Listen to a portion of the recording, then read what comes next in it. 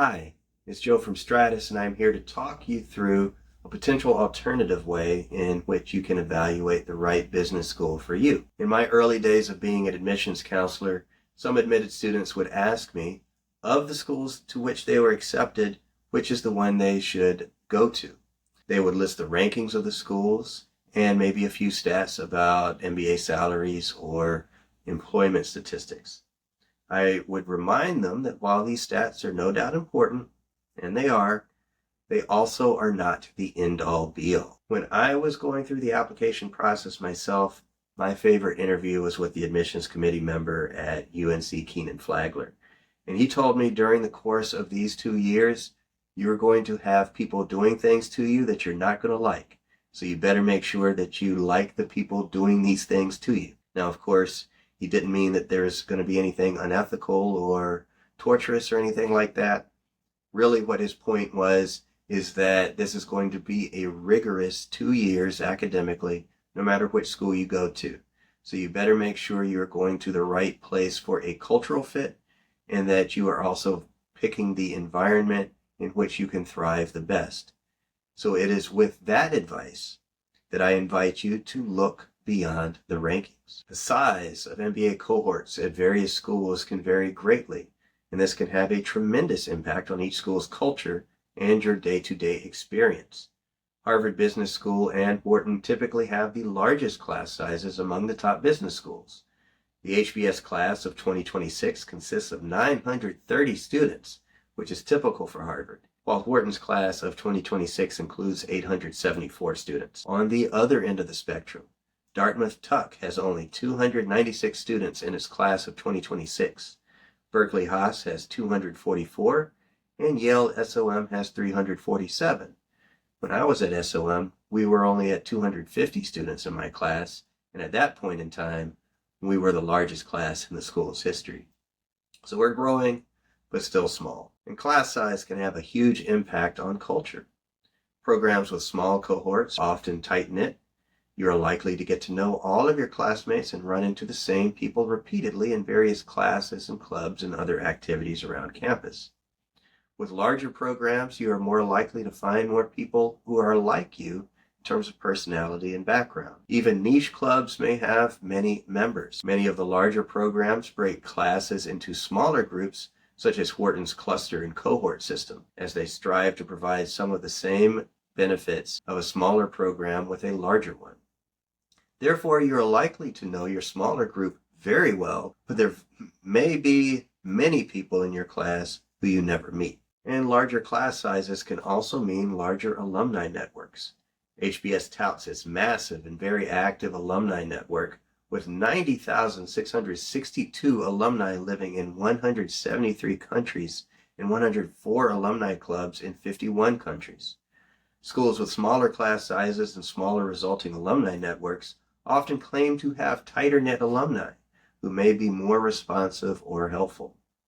For example, Stanford GSB's smaller 32,000-person alumni network often tops the rankings for helpfulness in building a career and other measures of alumni network quality. Furthermore, for those who seek the potential to interact with a larger alumni base, Stanford GSB points to the 230,000-person alumni network for the greater Stanford University. And Dartmouth Tuck's comparatively tiny 10,700-person alumni network nearly ties HBS in terms of helpfulness in building a career. And beyond differences in business school class sizes, also consider differences in the size of each university's overall student body. For example, NYU Stern's MBA program may have only 327 students in the class of 2025, but NYU has about 29,760 undergraduate students in New York City.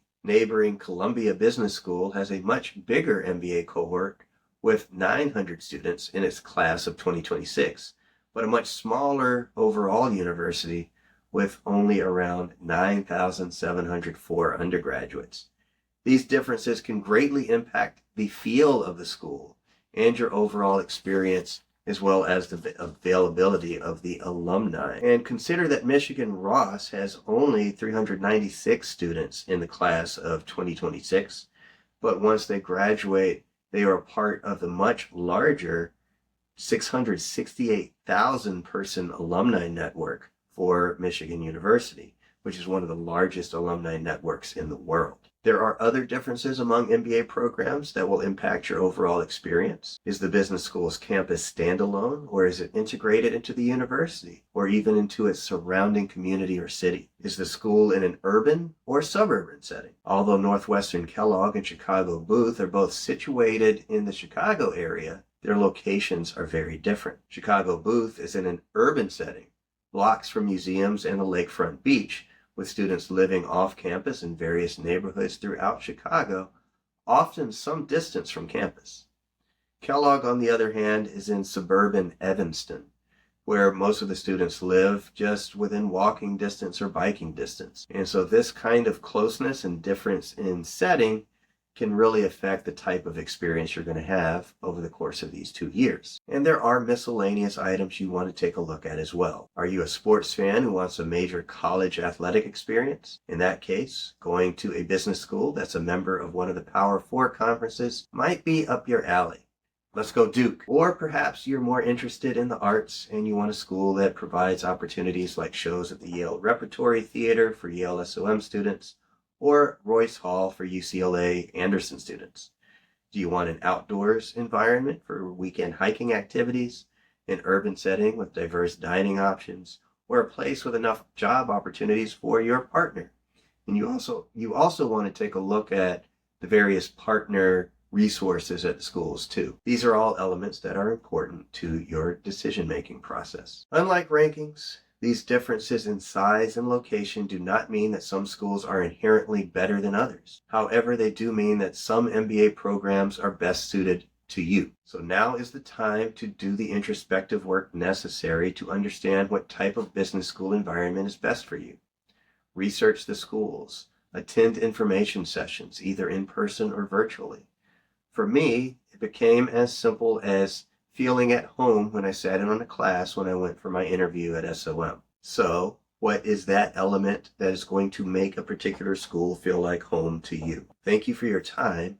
Please like and subscribe, and please check out Stratus on all the socials, and also look at our blogs on stratusadmissionscounseling.com for other articles like this. Thank you.